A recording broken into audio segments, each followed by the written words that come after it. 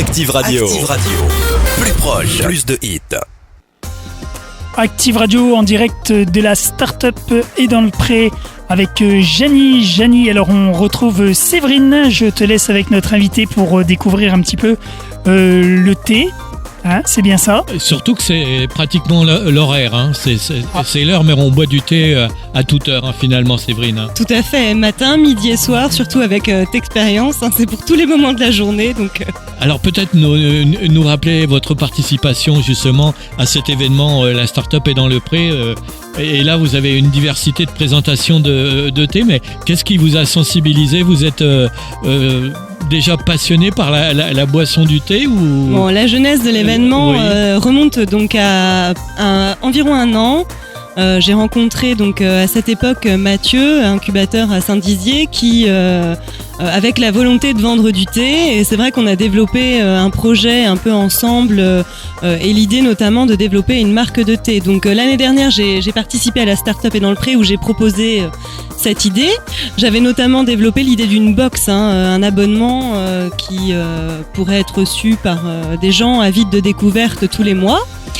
Et donc j'ai travaillé tout au long de l'année pour réussir à constituer ma marque de thé, à sélectionner mes mélanges et à imaginer aussi toute la charte graphique autour de ma marque, parce que j'accorde une importance vraiment particulière à cette charte, parce que c'est toute une image que j'essaye de passer au travers de cette marque de thé. Donc ce sont des thés haut de gamme, majoritairement biologiques, et qui aussi ont l'avantage d'être achetés équitablement aux producteurs locaux. Donc production équitable, mais comment se fait l'approvisionnement de ces thés, et tout particulièrement équitable? Ça vient des pays effectivement qui sont spécialisés en production de thé, et puis votre choix, comment se perd-il? Alors j'ai donc créé toute une série de collections à l'intérieur de cette marque. Donc ce sont des thés effectivement qui viennent des pays producteurs, très logiquement, donc majoritairement la Chine, qui est quand même le premier producteur de thé, mais j'ai également des origines qui sont un peu plus rares, la Corée du Sud, le Kenya, qui est un acteur aussi sur le marché du thé aujourd'hui, le Japon, et puis j'ai sélectionné également toute une série de plantes qui ne sont pas du thé, mais des plantes qu'on infuse. Le rooibos, le maté, le matcha, donc voilà. Alors donc ces sélections se sont opérées au travers de thématiques particulières, donc toutes liées à une collection. La thématique ces thématiques-là ont été construites pour un public cible à chaque fois, ou pour des envies particulières. Par exemple, j'ai une thématique qui s'appelle Caliente. Donc c'est toute une gamme de thé qui a été créée pour séduire un public féminin, ou des couples qui pourraient échanger autour de la sensualité, du plaisir, voilà. Donc des saveurs qui sont sensuelles, des saveurs qui sont gourmandes et qui sont un appel au plaisir finalement.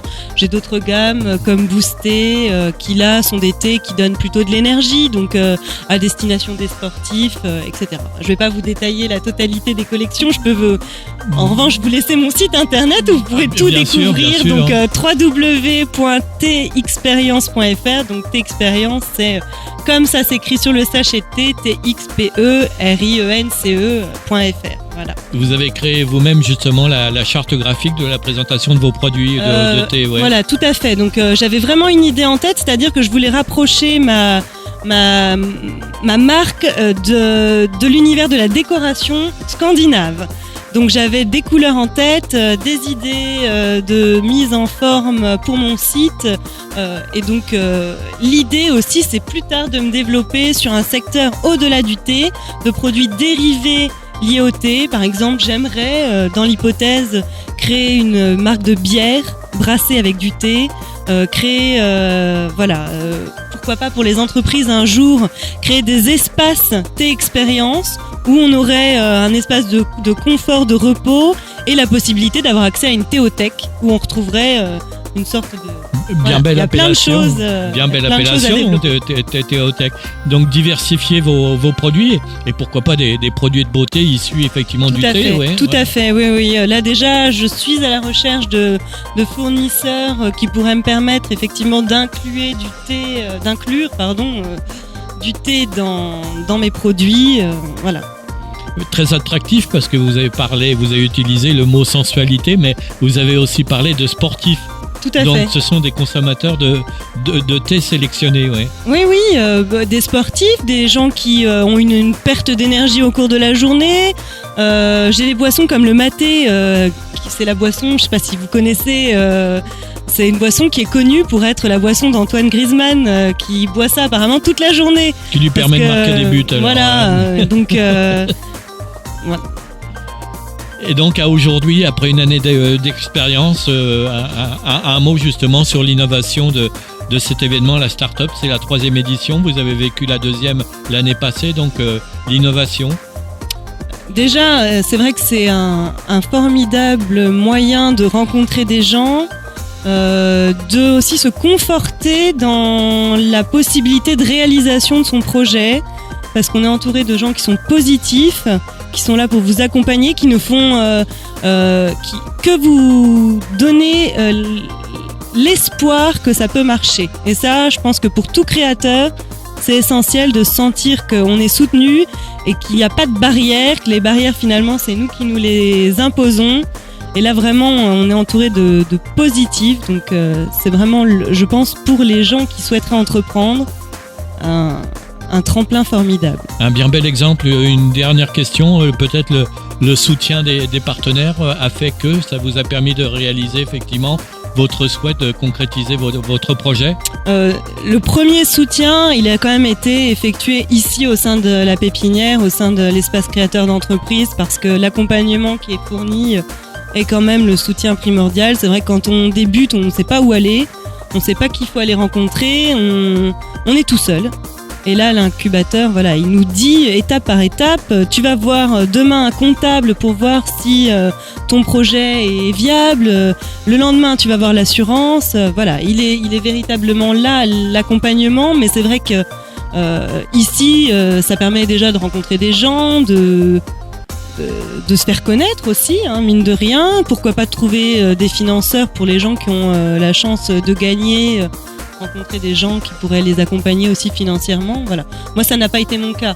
Et puis d'ailleurs, l'année dernière, je n'ai pas remporté l'édition, donc c'est vrai que je suis pas dans la position de quelqu'un qui a gagné. Mais on a beaucoup parlé de vous l'année passée, puis on en parle encore cette année. Ouais. Oui, bah c'est voilà, je pense que j'ai beaucoup travaillé aussi pour. Séverine, peut-être une dernière question, justement, si vous aviez un conseil ou des conseils à apporter aux nouveaux porteurs de projets pour cette 3e édition, quel serait ce conseil ou ces conseils? Pour la présentation, je les conseille, je dirais surtout aux gens de bien écouter ce qu'on leur dit. Pour moi, la clé de la réussite, là, ce soir, ça va être la rigueur. La rigueur par rapport au plan qui est proposé au niveau, au moment où il faudra présenter son activité. Il faut rappeler qu'il y a 3 minutes de présentation. 3 minutes, c'est rien. Donc là, il faudra vraiment être rigoureux, écouter les conseils et être déterminé, montrer que son projet est viable, comme il faudra par la suite montrer sa détermination quand ils rencontreront les financeurs et puis tous les gens qui les accompagneront par l'avenir, les fournisseurs, etc. Donc, voilà. Séverine, peut-être toute dernière question pour vous joindre, peut-être nous rappeler votre site internet, où vous contacter, où trouver justement et faire l'acquisition de ces produits spéciaux. Oui, bah j'ai... Et bio. Et bio, et j'ai eu énormément de retours positifs, donc c'est vrai que là, ça fait une dizaine de jours que j'ai commercialisé. Et donc, si vous voulez me découvrir ma marque, donc j'ai un site internet, c'est le premier canal de distribution pour l'instant, c'est txperience.fr. Vous pouvez me contacter via ce site en remplissant le formulaire de contact mis à votre disposition. Vous pouvez également venir me rencontrer pour les gens qui seraient sur le secteur de Saint-Dizier à l'espace créateur d'entreprise, donc 12 allées Jean Moulin à Saint-Dizier. J'ai un showroom et je peux tout à fait vous accueillir pour une petite dégustation et une découverte de mes produits voilà, je suis disponible assez largement, je suis présente toute la semaine, donc un petit mail via mon site internet pour juste vérifier ma disponibilité et puis je vous accueillerai avec plaisir. Bien, félicitations pour la concrétisation de votre projet et puis bonne poursuite effectivement dans cette bien belle activité passionnante. Merci. Voilà, tout de suite, retour des hits sur Active Radio et on se retrouve dans quelques minutes en direct de la Start-up et dans le Pré.